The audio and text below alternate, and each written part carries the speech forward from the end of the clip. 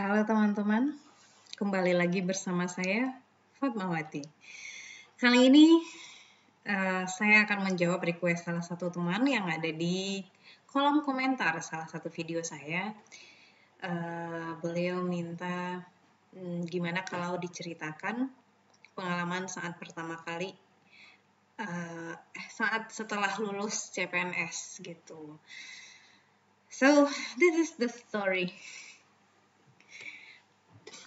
Nah, setelah diumumkan bahwa saya lulus, itu langkah pertama yang harus teman-teman lakukan adalah, ini lulus setelah masa sanggah berakhir ya teman-teman. Kalau masih, kan pertama tuh diumumkan, lalu ada 7 hari masa sanggah. Nah kalau masih di masa sanggah itu sebaiknya teman-teman banyak berdoa. Nah setelah masa sanggah itu, baru ini yang teman-teman lakukan. Yang pertama, yaitu lapor ke kampus atau instansi tempat di mana teman-teman lulus. Kalau saya waktu itu pengumumannya di Desember kalau tidak salah, Desember 2021, cuman karena ada masa sanggah berarti finalnya di Januari 2022. Nah, setelah masa sanggah berakhir itu, saya cari teman-teman yang lulus, jadi kan file pengumuman CPNS itu gede banget ya. Jadi saya cari nama yang barangkali saya kenal, lalu kemudian saya membangun komunikasi, dan ternyata dari teman-teman itu saya tahu bahwa ternyata udah ada grupnya, grup CPNS UNP 2021 waktu itu.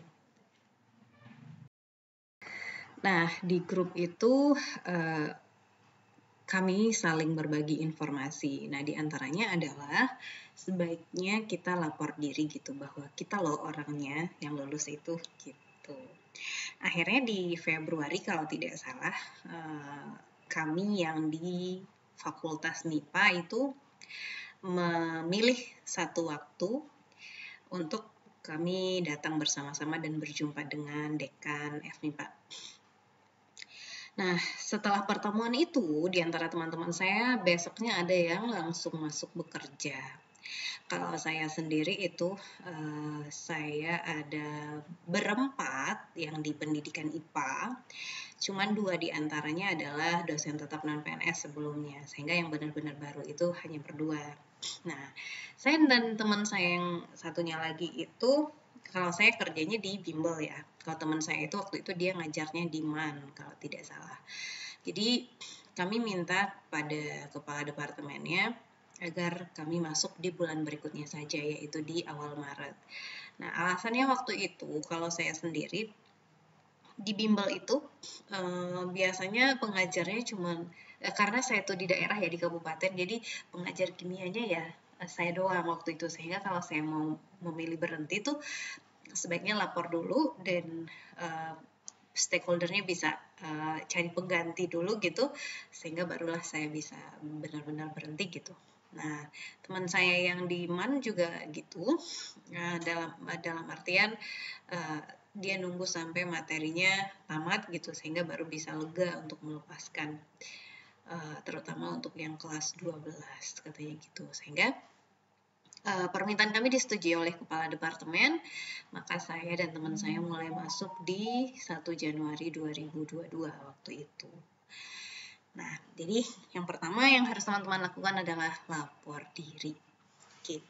Nah, setelah mulai bekerja di Januari 2022 itu, kita belum dapat jam mengajar, jadi pekerjaan kita masih serabutan gitu. Dan waktu itu juga belum jelas tentang penetapan NIP gitu.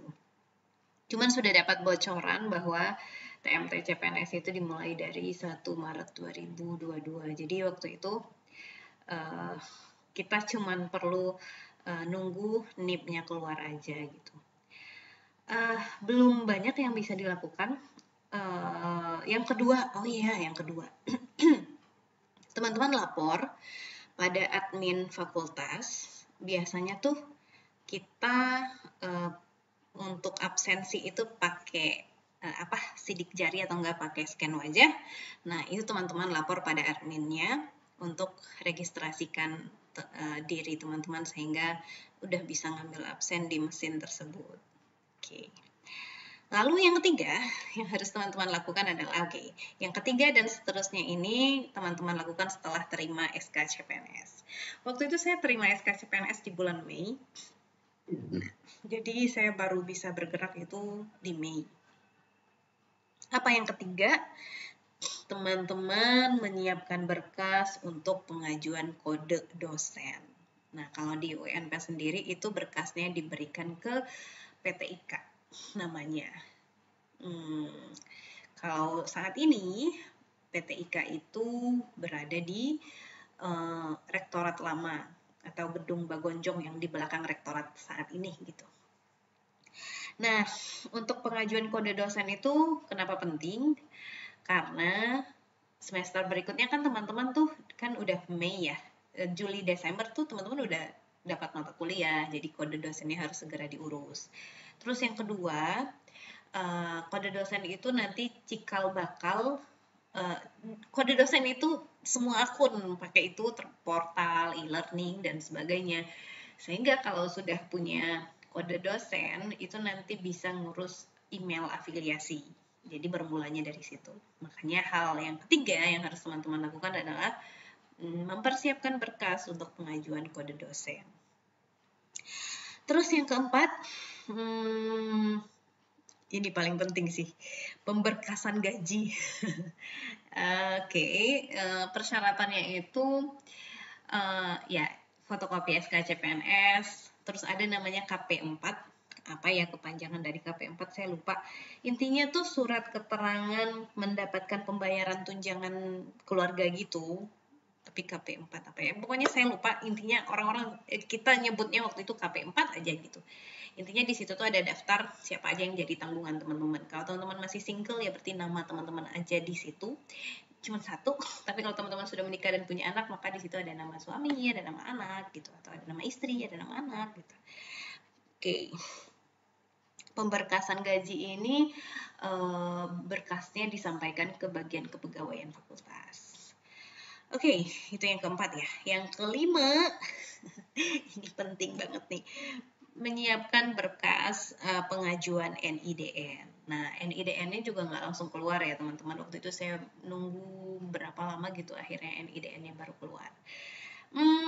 Namun 345 pengajuan kode dosen, pemberkasan gaji, sama pengajuan NIDN ini tuh sebenarnya bisa teman-teman urus di waktu yang bersamaan. Maksudnya persyaratannya itu mirip-mirip gitu, jadi bisa diurus dalam waktu yang bersamaan. Nah, jadi itu 5 hal yang saya lakukan setelah menjadi dosen. Dan hal lainnya adalah belajar beradaptasi karena iklim bekerja di setiap instansi itu bisa beda-beda. Jangankan di setiap instansi, di instansi yang sama tapi beda fakultas saja iklimnya bisa beda. Nah, jadi adaptasi, penyesuaian diri, dan ya seperti itulah.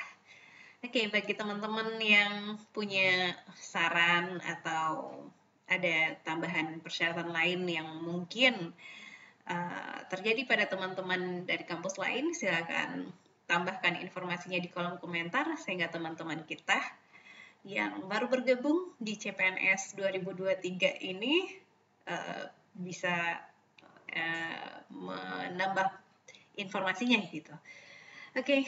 Congratulations buat teman-teman yang lulus dan welcome to the lecture world. Sekian aja dari saya. Assalamualaikum warahmatullahi wabarakatuh.